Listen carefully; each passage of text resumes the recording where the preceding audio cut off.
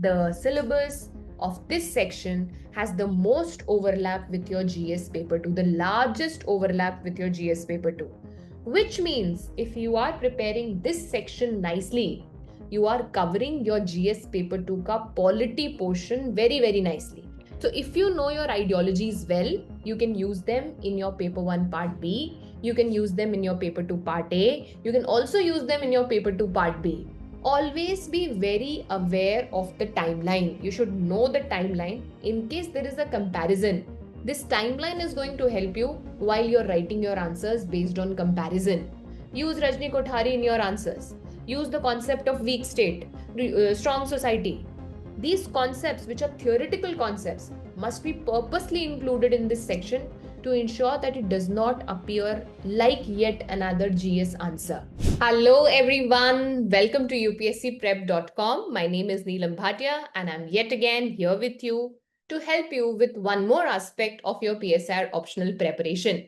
So video में आज हम डिस्कस करेंगे PSIR syllabus. I'll be walking you through the sections of PSIR syllabus and we'll ensure that by the end of this video, you would exactly know what topics are of high priority, why understanding syllabus is important, what exactly every section of PSIR syllabus talks about, and what should be your approach for each of these sections.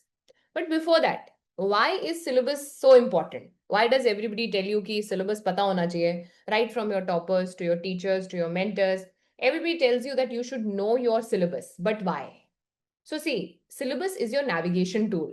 If you would exactly know where you are going, if you'll have the steps for it, if you'll have the directions for it, most probably you're going to reach on time and you're going to reach your correct destination, provided you don't mess up in between. So similarly, if you know your syllabus well, you would exactly know what are the steps that you need to take. So you save time, you make sure that you don't waste time in the process, and maybe you're going to reach your destination earlier and secure. So when it comes to the question as to why is syllabus dissection important, there are two important reasons for it. See, whether it be your PSIR optional or any other optional, the syllabus is very detailed. And now some people would say that's a bad thing. No, in fact, having a detailed syllabus is better. So you exactly know what all topics have to be prepared. If you look at your PSIR syllabus, it does not just say Indian political thought. ऐसे नहीं लिखा है.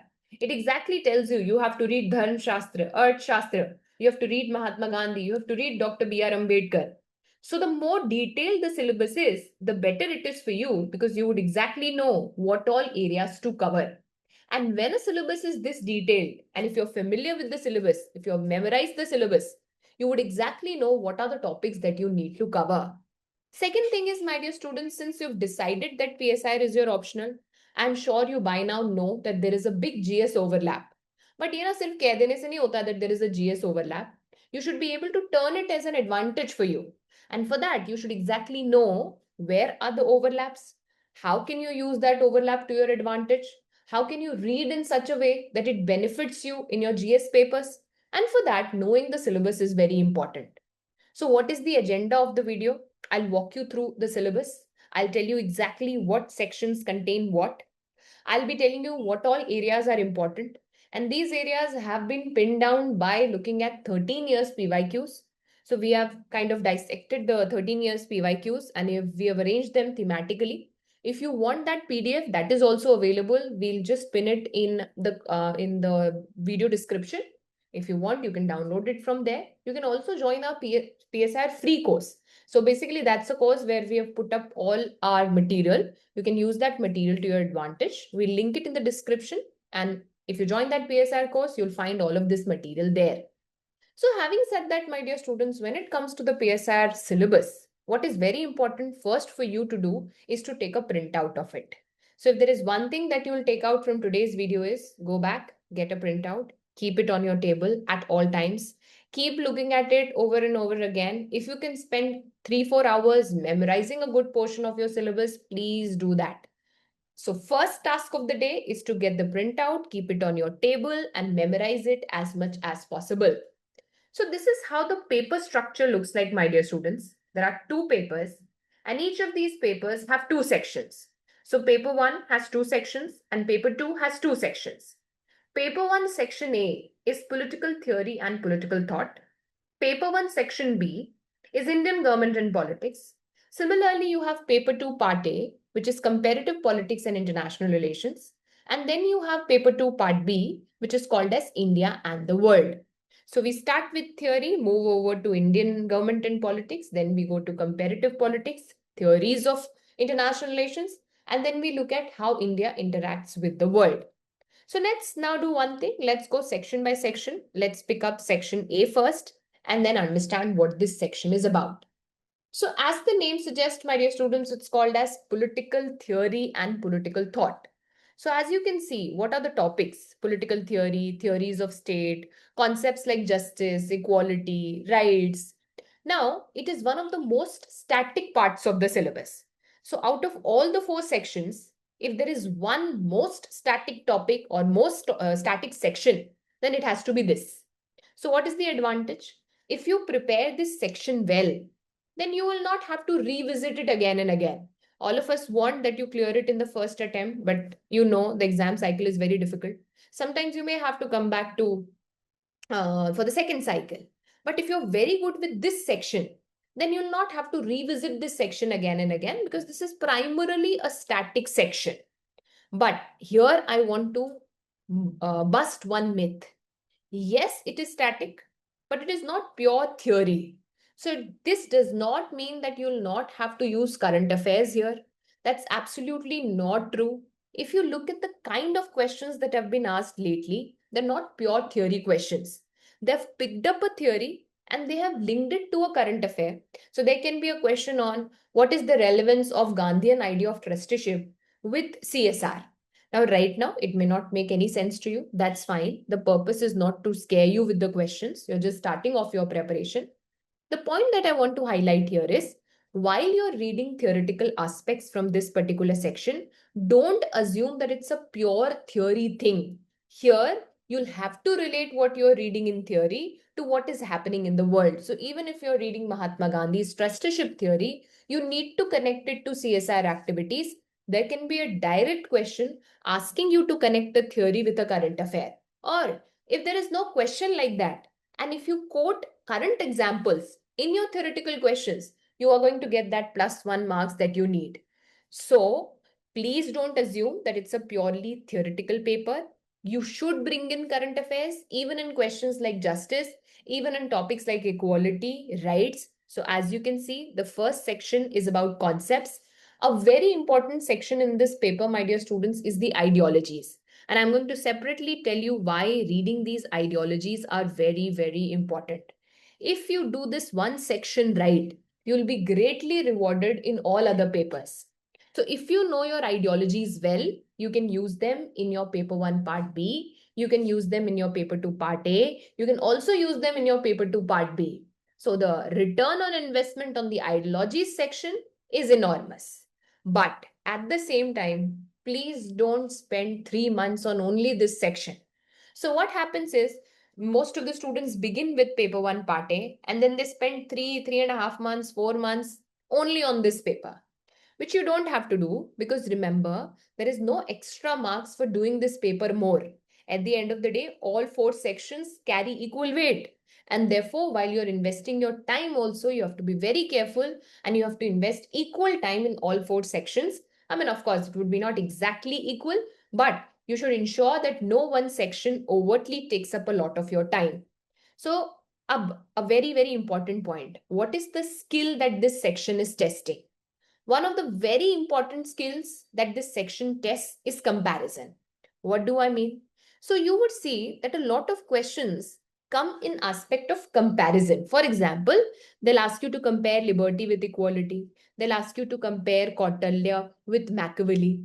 So there are a lot of questions in this section which are based on comparisons. They'll ask you to compare two ideas, and that's what you should keep in mind while you're reading also. This has been a pattern. So they're asking you to compare liberty with equality, Kautilya with Machiavelli. This shows that they are expecting a comparative perspective from you. So even when you are reading, make sure that you keep this comparative perspective in mind.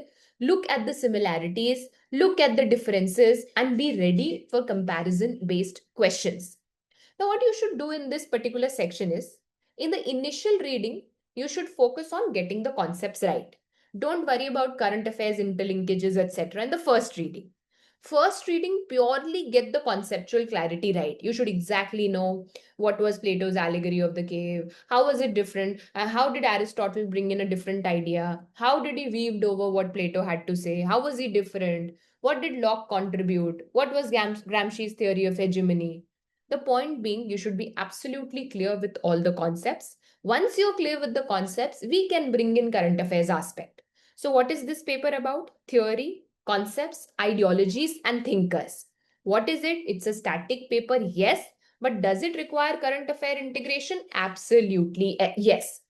Now, one more thing, my dear students, I've given you some high priority topics here. You can take a look at them.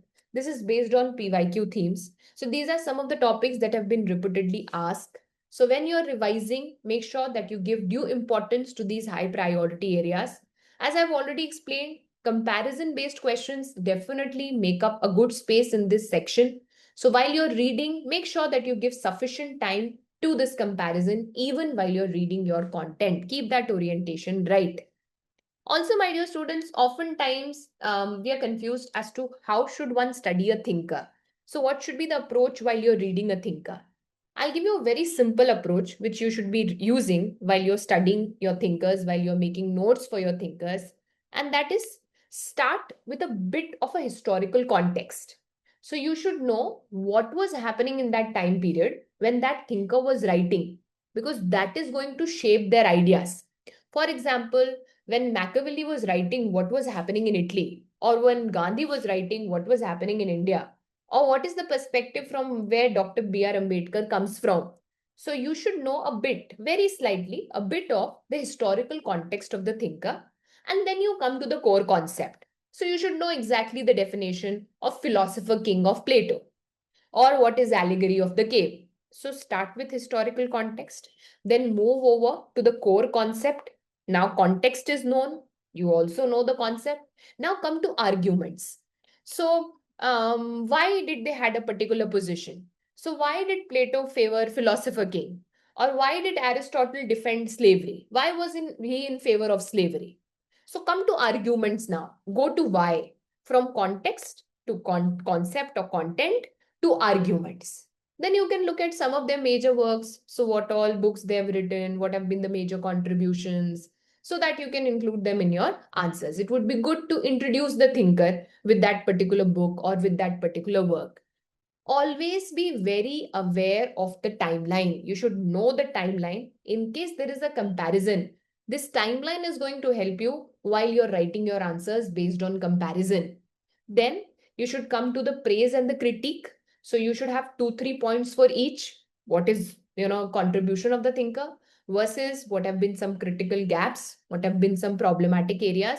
2-3 for the critique and 2-3 for the praise should be ready. Now, many people miss out this particular idea, but please make sure that you think of contemporary relevance. One, because there can be questions on contemporary relevance. Two, if your answer has some contemporary relevance, that just lights up your answer, and you get that 1 marks extra. So even when you're making your notes or even when you're reading, make sure that you bring in some contemporary example into your answer, and that's going to level up your game. And finally, if there's some keywords that define a thinker, if there's some terminology that is very central to that thinker, make sure that it appears in your answer and your notes. We call this as the vocabulary of the subject. So I've often talked about it. I keep repeating it. मैं बार बार बोलती हूँ. You should sound native to the subject. You should own this subject. And when are you going to own this subject? When you know the language of this subject. We already have an initiative running for this, which is called as PSIR Dictionary. Some of you are already part of it. We've been doing it for about more than 50 days now. If you're not a part of it, then please join our Telegram channel.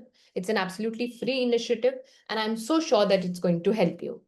So if I give you a quick snapshot, go to the context, go to the concept, go to the arguments, look at the major works, know the timeline, 3 points for criticism, 3 points for praise, and some contemporary relevance with the right terminology. So even I've given you an example if just to help you understand this better.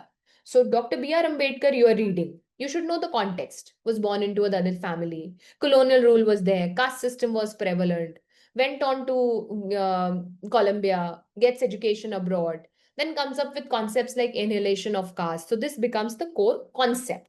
From context to concept. Then what were the major arguments given? There should be legal reforms. But legal reforms are not going to be enough.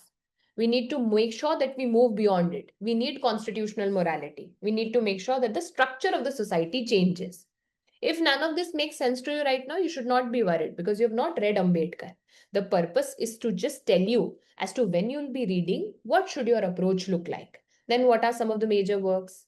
Then maybe you can draw comparisons and see how he was different from Mahatma Gandhi. What were the ideological differences between the two? And then something on relevance. Why is he still relevant? Can we use arguments on questions, say, such as reservation policy? So you keep hearing interlinkage, interlinkage. What is interlinkage? This is interlinkage. When you are aware, you can use information here, from here in your next paper, and an information from there into this paper. So this is how you should approach your paper 1 section A. I'll also give you one tip that you must remember. Please build ideology cheat sheet. One of the most important sections of this particular section is your ideologies. As I told you, ideologies are directly and can be directly used in almost all other sections. So if you have very good control over the key terminologies in your ideologies, you know liberalism well, Marxism well, you can literally reproduce it in all these sections. So one of the high priority areas has to be ideology. Prepare a cheat sheet table where you can quickly revise your ideologies. I have a video in my mind whereby I want to make a long video explaining all the ideologies in a very basic manner so that you can use it in all your sections. If you think I should be making that video, please let me know in the chat box in the comment section and I'll surely make a video on it. It may be a long one, but I'm sure it's going to help you. So please make sure that you have a cheat sheet, a column, a table, a revision sheet ready for all your ideologies will be super, super helpful. Also, for this particular paper, revise in rounds. Let me explain what I mean. Whenever a portion is static, multiple revisions have more return because you don't have to come back to this paper again and again. So make sure that you revise it 3, 4, 5 times. For papers like this, for sections like this, in the first or the second revision, your retention may be less, but it will increase marginally when you move to the third and the fourth revision. So make sure that for this paper, you add one extra layer of your revision. Also, please don't be stuck with one thinker and read that thinker for 20 days. I've seen people reading Plato for 20 days. Please don't do that because you don't know even if one question will come from Plato. So know that all of these have been equally asked. If you don't trust me, go look at the PYQs. So know where to stop. Plato can be taught for an year. There is so much to teach in Plato. But does that mean we should be reading him for an year? No, you don't have to be scholars. You don't have to be teachers. You have to clear the exam and move ahead.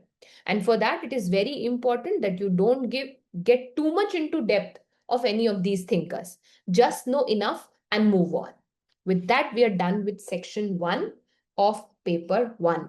Now let's go to paper 1 ka section B. The syllabus of this section has the most overlap with your GS paper 2, the largest overlap with your GS paper 2, which means if you are preparing this section nicely, you are covering your GS paper 2 ka polity portion very, very nicely. Of course, governance and social justice will still need to be prepared separately, but IR and your Indian polity, large part of it is covered if you do this particular section nicely. So first suggestion that I have here is make sure that you do this preparation together. So when you're reading your paper 1 section B, alongside prepare your Indian polity also. I mean, if it is possible, if it is not possible, no problem.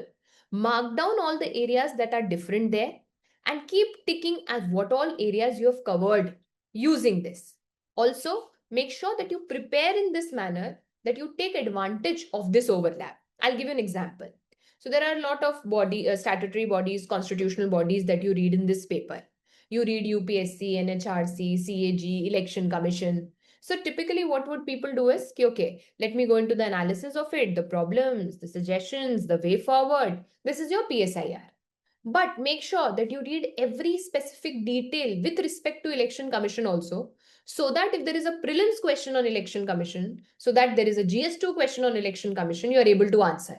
So start building on the basics and then integrate your PSIR level into it so that your GS2, prelims polity and PSIR can be prepared together. Having said that, my dear students, this is one of the most interesting portions also, because these are the areas that you are very clear with, you identify with these topics. So comparatively, students find this one a bit less difficult than the previous one. Now, how is the paper placed? It starts with Indian nationalism. So we go over to the freedom struggle. We look at freedom struggle from different ideological perspectives. Then we come to making of the Indian Constitution. We study how it was made, what were the debates in the Constituent Assembly, which one of the debates were finally victorious, what was included in the Constitution finally. Then we move over to all the salient features. So we pick everything one by one: federalism, secularism, judicial activism, and then we go to union government, state government, grassroots democracy. Then we go over to all of your institutions, statutory bodies, federalism, planning and economic development. There are some very interesting topics like caste, religion, ethnicity, party system, pressure groups, social movements. Overall, it's definitely a paper that excites you. And one very important phenomena, very important tip that you must remember while preparing this section is most of the questions revolve around the gap between text and practice. So the skill that is important here is you should be able to see, okay, this is what the Constitution says. Okay, this is what is written in the Constitution, but this is what really happens. So I read about federalism, but this is how the federalism comes up in the Constitution, but this is what is really happening. So a lot of these questions are around debate. What is in the text versus what do I see in reality? So while you're preparing this section, make sure that you are always aware of what is happening in the current affairs, because of course it's a current affairs heavy paper. You have to see the text, what is written in the text versus what do you see on ground, and how are they two different. This can itself help you answer questions better if you keep this approach from the very beginning. So okay, Constitution says there is judicial independence. Constitution says there is judicial review. But practice में क्या हो रहा है? Is there judicial overreach? Is there a way to ensure judicial accountability? So now questions will be around text versus reality. This approach, if you'll keep in mind while reading, you'll be rewarded when you're writing your answers also. So make it a habit. Whenever you're reading newspaper, magazines, just make sure that you connect it to what you have read in your static. So just bring those arguments into your answers. And also, please, this is not polity only. So how do I, now the biggest challenge would be, how do I make my answers here different from my answers in GS paper 2? And that's absolutely a very good question. I've already told you this. You have to make sure that the orientation is text versus reality. What am I reading versus what am I seeing? I should be absolutely clear between the two and bring in that perspective in my answers. But one mistake that a lot of students do and should not do is they think that it's yet another Indian polity paper. Let me explain what I mean. So if you're only going to write with your GS orientation, you're not going to get the marks. That's why in this paper, it becomes all the more important that you bring in scholars. Let me explain. Paper 1 part A can still sound like it's a PSIR answer because, well, it's a core PSIR topic. But here, the probability of you sounding like you are writing GS2 answer is more. So you have to be all the more careful. And you have to make sure that you use scholars. Use Rajni Kothari in your answers. Use the concept of weak state, strong society. These concepts, which are theoretical concepts, must be purposely included in this section to ensure that it does not appear like yet another GS answer. So including scholars in paper 1 part B is non-negotiable to ensure that you get the marks that you desire. Also, as I said, it's a current affairs heavy paper. Track everything that is happening around. I mean, of course, if you are not able to track, you have so much to do. We have this PSIR fix that we share every month. From this month onwards, I'll also be explaining PSIR fix through a video. Entire month's current affairs will be covered. So attend those sessions, keep including the learnings into your main notes. Make sure that you keep making notes with what is happening in current affairs, just quick additions, pointers, value additions, to make sure when you're writing your answers that current affairs integration is organic, seamlessly done. You don't have to work extra hard for that integration. That was paper one, section B. If you have stayed till here, then I'm sure you're serious about the preparation, because most people are not able to watch a syllabus dissection video कि हम तो पढ़ लेंगे यार syllabus देख के क्या करना है. But I don't know why do we forget that even in schools, in colleges, this is what we used to do. Syllabus was our guide. I mean, when you were in school, I'm sure you ticked off things from your syllabus. ये half yearly में आएगा, ये annual में आएगा. But gradually, when you prepare for competitive exams, you forget that there is a syllabus. But well, don't do that. And if you've stayed till here, mark in attendance, let me know that you're hearing, and I'll give you +1 for staying till here. Now let's move to paper 2, section A, that is comparative politics, which a lot of people are very afraid of. Because yes, it's a very core paper, it's a very theoretical paper. The first sections of it appear very dense and heavy, which they are. But you need to remember that not all sections will be interesting. So the entire syllabus will not be something that will appeal to you, and that's fine. But again, if done rightly, if you spend considerable time understanding the concepts and not rush through it, then this is also going to make sense to you. So overall, we start with comparative politics, we start with nature, approaches, we go to state and comparative perspective, and then there are some theories. So you're going to read theories like David Easton's systems approach, then you are going to study political socialization, then you are going to study structural functional approach. All of these approaches, if done right, there is one repeated every year. So one every year there would be a question. One of these would be asked. And they've only been exploring more and more in this domain. So a bit of a depth is required for sure. I'll not deny that. And then if you see, there are approaches to IR. What do you mean by approaches to IR? So this section gives you the base for the next section. So approaches to IR, like there is idealism, realism, Marxism, functionalism, systems theory. This is now going to act as a tool to help you understand the next section. So I have to understand India-China relations. I look at it from different lens, from the lens of realism, from the lens of idealism, from the lens of Marxism. And when I know the lens is right, ये paper तो अच्छा हो ही रहा है. You are also going to write better answers in your section B. So please spend good time understanding the approaches, because the reward is heavy in this paper also and in the next paper also. And then, of course, there are some common topics which you have read before, but you'll have to read from new perspective. You'll be reading national interest, security, power, some very interesting concepts, some very explanatory concepts which help you understand international relations better. You start looking at international relations in a better way when you know these approaches and concepts right. And then a good section is dedicated to topics like NAM, multipolarity, basically world history integrated into politics, UN, then regional organizations. Then you read about global concerns like human rights, environment, gender justice, terrorism, and nuclear non-proliferation. Now, if I talk about skill that you need to have in this particular section, one, you have to first master theories. So make sure that you're very good with theories like idealism, realism, Marxism, functionalism. That is your point number one. Second, good thing is there are certain topics which are often repeated. So they are going to ask you a question on UN. There's definitely a question on terrorism or gender justice. So there are repetitions with respect to questions from these areas. Prepare the high priority areas and you will be rewarded. Also, make sure that timeline is settled correct in your head.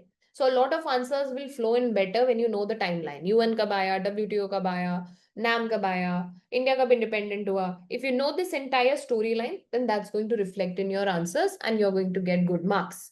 Also, in all of these topics, ये वाले, we will include current affairs orientation. कोई नई report आई है, some new data, some new book, we're going to integrate it here. That's also going to help you. Also, we again think that it's a only theory paper. No, you read theory here and then the application later.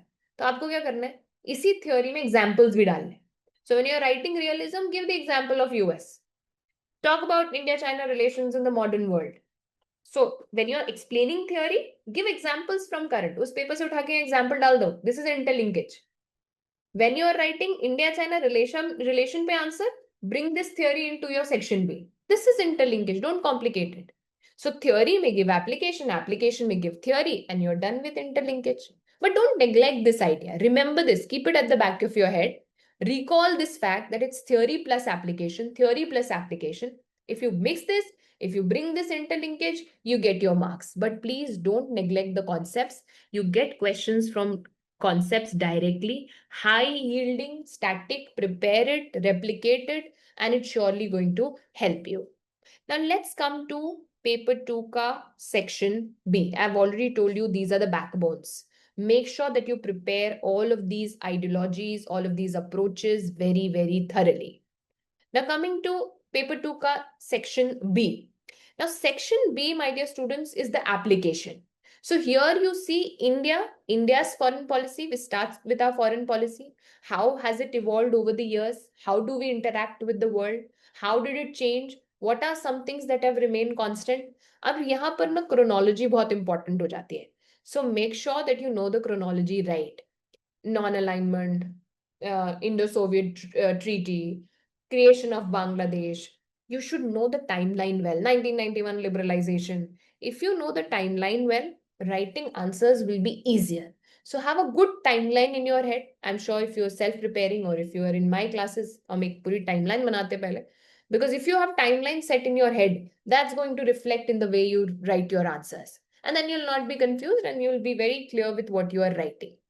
अब एक बहुत important बात मुझे कहनी है which I must stop and say right now, and that is it is very very easy to over invest in this section. क्योंकि ये ना बहुत इंगेजिंग सेक्शन है, बहुत मजा आता है, क्या चल रहा है, let me read more, let me see what is happening in the world. Okay let me, but again I remind you, कितना भी मजा आ रहा हो, you need to remember that the weightage is equal. So बहुत मजा भी अगर आपको आ रहा है तो भी आपको ये ध्यान रखना है कि आपको एक्स्ट्रा मार्क्स नहीं मिलेंगे. You will not be getting any extra marks for doing this section more. So whatever is your timeline that you have decided, stick to it. There is no end to preparing this topic.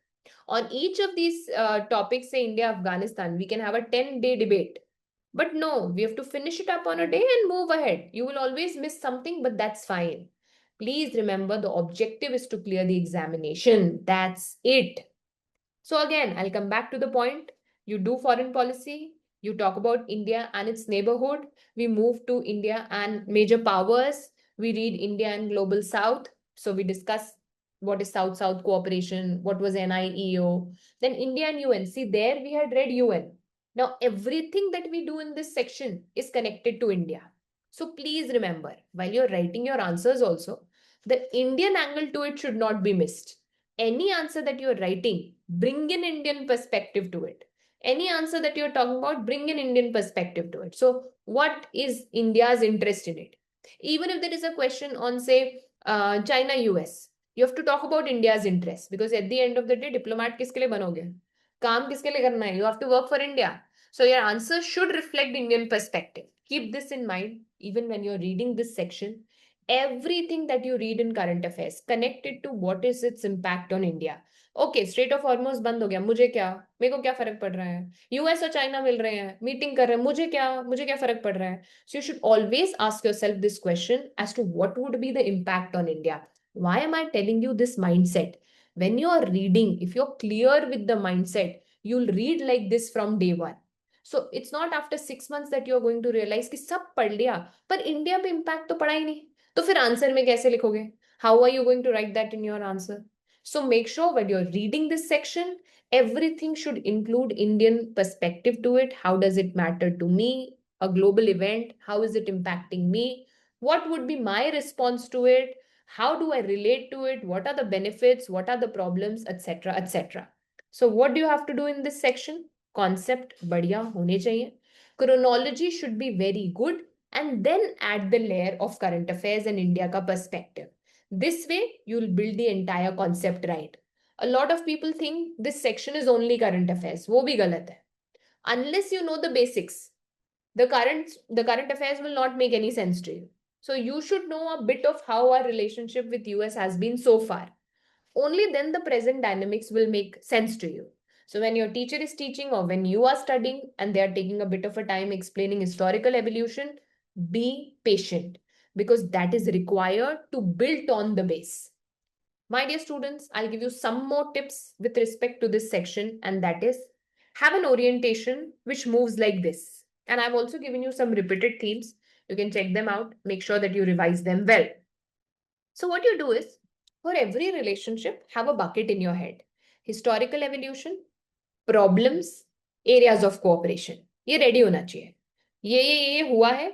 These are the areas where we are on the same page. These are the areas we are not on the same page. This is the bare minimum. For every relation, you have to prepare this. Also, please make sure that you're not reading one relation too much. बहुत मजा आ रहा है तो China ही China पढ़े जा रहे हैं. No, stop. Only do as much as it is required and move ahead. That's it. Don't go too much into it.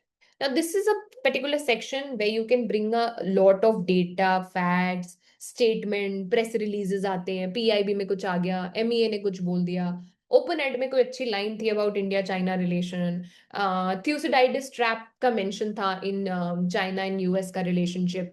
Those points, those words from open eds, from releases, from PIB can be added to this section. Now understand itna kaise karoge? You already are pressed on time, short on time. So that is why I suggest please read PSIR Fix. We share articles, words, keywords, quotes, books that can as it is be used in your answers. So use it to your advantage. Make sure that you add it to your answer and get that +1 marks. So that's, my dear students, a general understanding of all the sections that I've given you. I've told you exactly what your mindset should be, how you should think for each of these sections.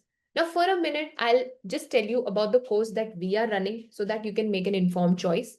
After explaining about the course, I'll give you some 10 beautiful tips for the paper, for the entire PSIR optional. So stay back for those 10 tips and I'm sure you'll be greatly rewarded. Coming to the course, my dear students, we have already started. The course started on 22nd of June. So 4 classes we have already taken. But if you're still interested, you can join. It's only been 4 classes, so I'm sure you can cover them up. And the discount that we are giving is still available till 30th of June. And that's why if you want to sign up for the course, now is the time. I'll just like to tell you briefly about the course. Those of you are not aware, those of you already know. Great, you can move over to the 10 tips. But if you're not aware, a bit of the course details I'm going to give you. So I take the entire course and everything is covered in a very structured manner. We start from the very basic and then we build on it. I teach you concepts, I teach you current affairs, we add value to it, and everything is done from a basic to an advanced level. Mentorship is also included in the course. I don't treat answer writing as an afterthought.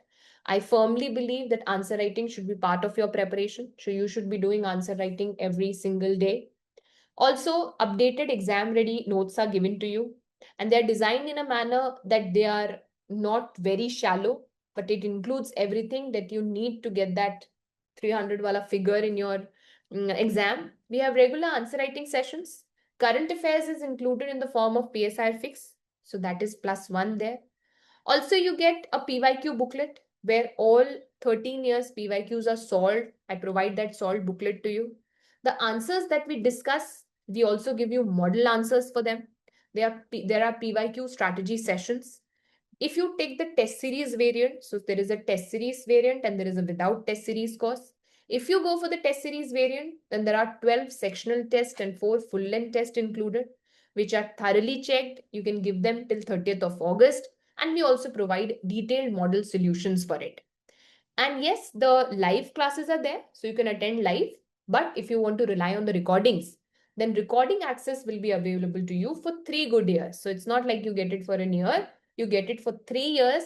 You can watch it as many times as you want to. कोई ये नहीं है कि इसी circle में देख सकते हो, इतनी बार ही देख सकते हो, जितनी बार आपने देखना चाहते हैं आप देख सकते हैं.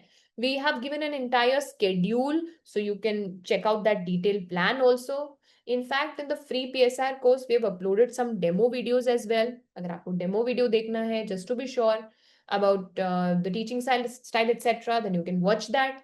I highly recommend, even if you don't take the course, please watch the orientation lecture that I have put up on the free PSR course. That's going to streamline your preparation. So, खुद से भी, if you are preparing, you do watch that orientation session. Also, let me clarify that the sessions, the classes are going to be in English. The reason is simple. Your exam is in English, so I don't know why you should be studying in English. आपको लिखना है, you have to write. So the medium of instruction is going to be English itself. These are the notes, just to give you an idea of how the notes look like. This is the PSIR Fix, the monthly magazine that I was talking about, which covers all the current affairs so that your current affairs are also sorted. If you want to see what students have to say, so they've been very kind and they've given some beautiful testimonials. If you just want to read through them, please do. These are the price variants. One is without test series and one is with test series. Also, as I said, till 30th of June, we have a discount running. So you can put Paul 10 and you'll be getting this discount. If you want to enroll, you can go to courses.upscprep.com. If you have any doubts, if you're not sure, PSIR is my optional, लेना चाहिए नहीं, sociology, PSIR में confused है, whatever, then you can also book a free mentorship call. You can just reach out on this number and get a mentorship call booked, and we'll speak and we'll figure out what is good for you. Also, if you are wanting to seek some advice with respect to PSIR, then you can drop me an email on neelam.bhatia@upscprep.com. Now let's come back to those 10 golden tips. यहाँ तक रुके हो तो जाना मत. Very important pointers I'm going to tell you. Don't miss this and don't just सुन के नहीं जाना है, इंप्लीमेंट करना है. तो पहले तो प्रॉमिस करो, stop the video here and promise me कि मैम जो बोला है ना करेंगे, आपको करके दिखाएंगे. So let's write something like, let's drop a sunflower. Those of you who promise that we are going to follow these 10 habits will drop sunflowers in the comments and I'll see how many of you have done that. So क्या है वो 10 habits जो बहुत help करेंगी? Please PYQs को postpone नहीं करना है. Before you start the topic, read them. When you complete the topic, write PYQs. Very, very, very important. PYQs की repeat होने की probability बहुत ज़्यादा है, so we have to make sure that we don't miss them. Please write. You can't write answers? No problem. Summarize editorials. But write something. Please don't think कि हम बाद में आंसर राइटिंग करेंगे. That day is not going to come. Right when you start your preparation, start writing. Break the inertia. I've made an entire video on answer writing. Watch that video and break the inertia. It's so important to break the inertia. If you don't break the inertia, you'll never going to come out of that cycle and write. So start with anything, but write. One skill that's going to reward you the most in this optional journey is writing. Please limit your resources. I know there is a lot to do, but please don't buy every other PDF available in the market. Don't download every new material. Material is in plenty. Plethora of information is there. एक source जिसको भी आप trust करते हैं, जो भी notes आपको समझ में आते हैं, stick to them, but don't go for notes which are very shallow also. Stick to notes that work for you and repeat them over and over again. I've been pressing on this again and again, but I'll do it again. Build your vocabulary. One great way of doing it is the PSI dictionary. If you have any other way of doing it, do it, but build the vocabulary. Start connecting what you see around with what you read. Develop this practice. And organically, eventually you're going to say it's going to magically appear in your answers. वो magic के लिए काम करना पड़ेगा. और वो कब होगा? When you purposely think, okay, this event can be connected to this static area. This is related to this area. That's where, my dear students, PSIR Fix can also help you. So be a part of our Telegram channel, be a part of our free PSIR group so that you can take advantage of this PSIR Fix also. Habit number 6. Please read editorials. Ma'am, क्या बोल रहे हो? आपने तो बोला fix दोगी. Then why do we need to read editorials? I'll tell you. Editorials help you learn the skill of comprehension. आपको चीजें समझ में आती हैं. You comprehend things. And that is one skill that is most needed for this optional. The better you can comprehend, the better you are going to write. So comprehension आपको बहुत जरूरी है. Comprehension से आपको question समझ में आते हैं. And the skill of comprehension is built when you read newspapers. So at least one editorial, 2 editorials a day, but read. Have a practice of making summary notes. I'm going to make a video on how to make summary notes also very, very soon.